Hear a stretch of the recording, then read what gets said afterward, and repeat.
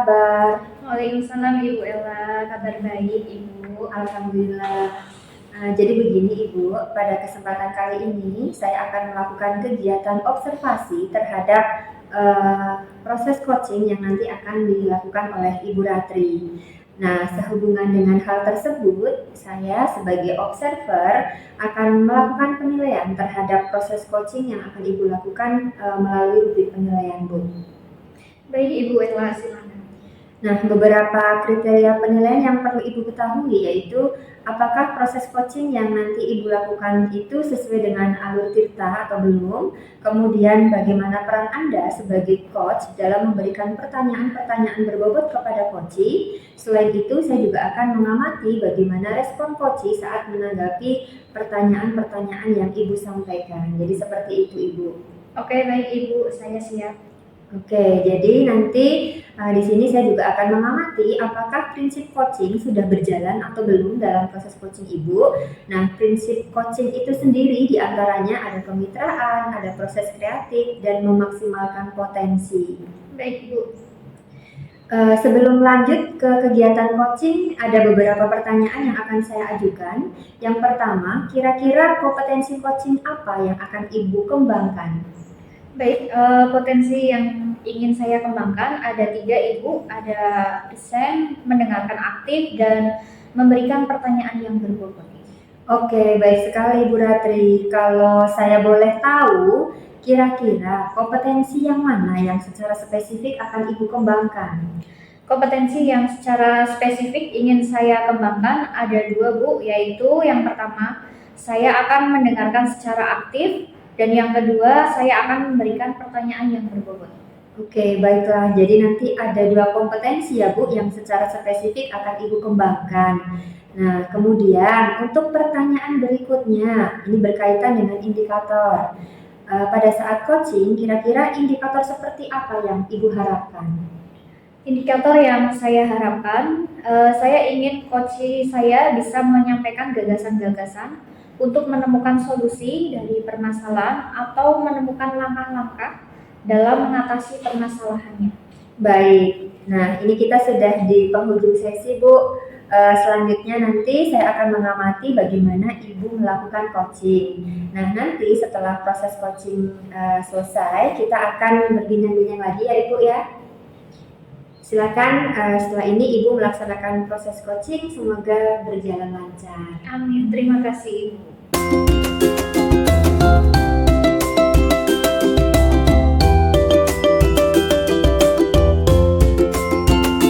Assalamualaikum Bu Ratri.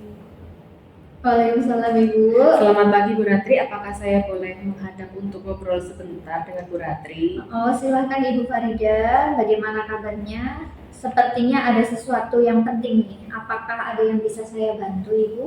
Alhamdulillah kabar saya baik Bu Ratri, bukan sesuatu yang penting sekali sih sebenarnya, akan tetapi ini sedikit mengganggu saya seperti itu Bu. Jadi bolehkah saya minta waktu Bu Ratri sekitar 10-15 menit untuk ngobrol? Oke Ibu, boleh. Waduh, saya jadi deg-degan ini Ibu. Ada permasalahan apa sebenarnya?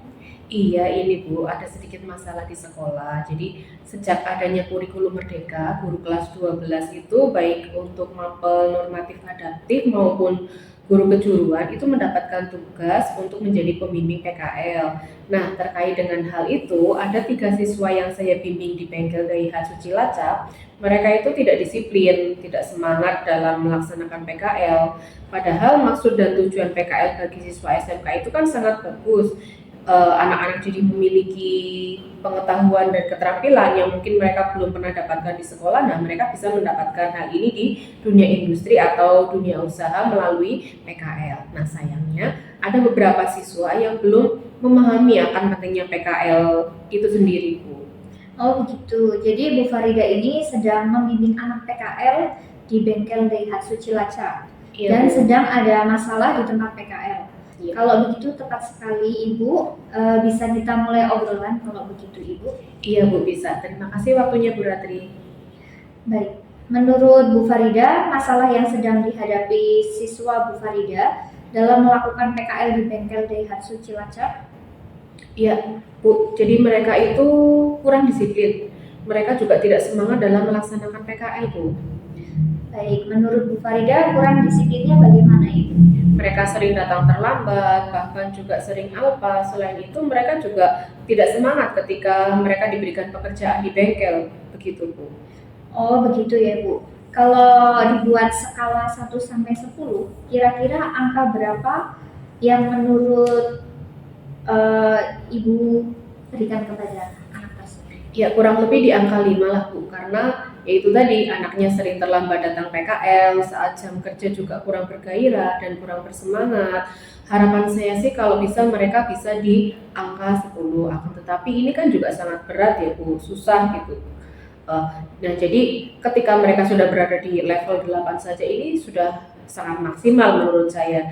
Dengan nilai 8 atau 10, harusnya sikap yang mereka miliki itu adalah mereka memiliki sikap kerja yang baik, disiplin, rajin bekerja, sehingga mereka memiliki pengetahuan dan juga keterampilan yang baru di dunia industri dan dunia usaha atau di bengkel. Dan tentunya juga pengalaman kerja itu sangat penting untuk bekal mereka ketika mereka nanti sudah lulus, Bu, begitu. Harapan yang bagus Ibu, nilai 8 bahkan maksimal 10. Iya. Mungkinkah sudah dicari penyebabnya Ibu? Iya, setelah saya kemarin datangi siswa, katanya rumahnya itu jauh, Bu. Jadi perjalanan dari tempat PKL, dari rumahnya menuju ke tempat PKL itu mereka membutuhkan waktu sekitar 50 sampai 60 menit, sehingga kalau berangkat seringnya terlambat. Apalagi yang 3 orang ini kadang motornya gantian sama bapaknya, sehingga ketika mereka mau berangkat ya nunggu motornya itu pulang dulu, baru kemudian mereka berangkat. Nah, kadang-kadang mereka juga suka begadang gitu sampai malam, nge-game dan lain sebagainya, sehingga bangunnya itu kesiangan. Akhirnya mereka terlambat datang ke bengkel. Di samping itu, ketika mereka pengen ngekos, ini terkendala biaya sehingga anaknya memilih untuk tetap laju saja dari rumah. Sedangkan kalau saat jam kerja mereka malas-malasan, itu karena memang setiap malam mereka itu bergadang sampai larut malam, sehingga saat jam kerja menyebabkan mereka itu jadi mengantuk. Nah, hal ini akhirnya mengurangi kinerja mereka saat melaksanakan PKL. Demikian, Bu Ratri. Oh, ya Bu Farida, kan sudah mencari tahu penyebab permasalahan yang dihadapi siswa bimbingannya. Menurut Bu Farida, langkah apa yang akan diambil oleh Ibu? Iya, Bu, rencananya saya akan tarik mereka kembali ke sekolah, kemudian dilakukan pembinaan selama seminggu di sekolah juga. Mereka juga harus menjalankan konsekuensi berupa praktek di sekolah, membersihkan peralatan bengkel, menata bengkel, dan juga menjaga kebersihan di bengkel. Nah, setelah itu saya juga akan menyuruh mereka untuk mencari tempat PKL yang baru, yang dekat dengan rumah mereka, sehingga mereka tidak lagi datang terlambat dan ini mengurangi ongkos serta biaya perjalanan. Demikian, Bu. Kira-kira kapan rencana tersebut akan dimulai, Bu?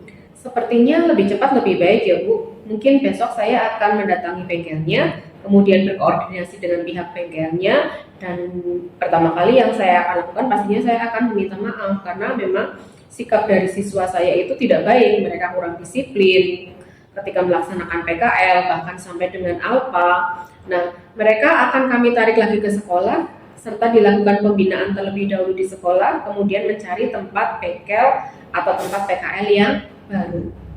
Oh, solusi yang direncanakan Bu Farida sudah sangat bagus Ibu.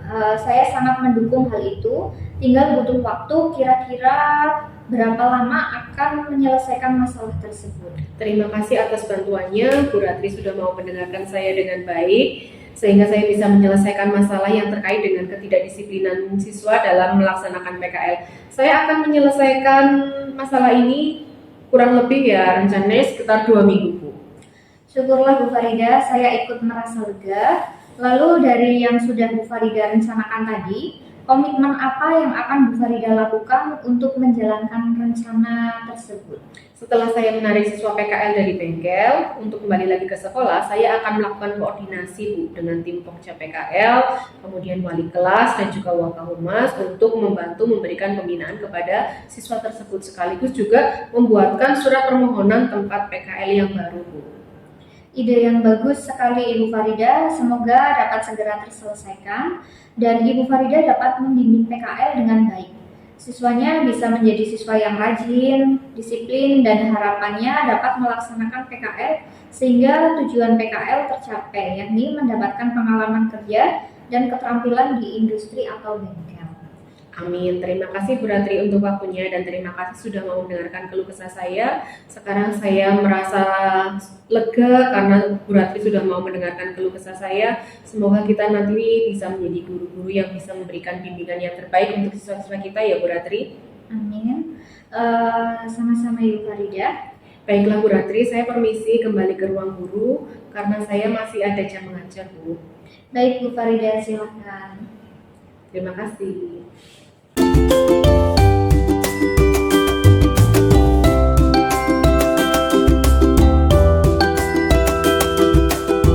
Assalamualaikum Bu Ratri, bagaimana tadi proses coachingnya, lancar Bu? Waalaikumsalam Ibu Ella, alhamdulillah lancar Ibu. Baiklah Ibu Ratri, sekarang kita akan melakukan percakapan pasca observasi ya Bu ya.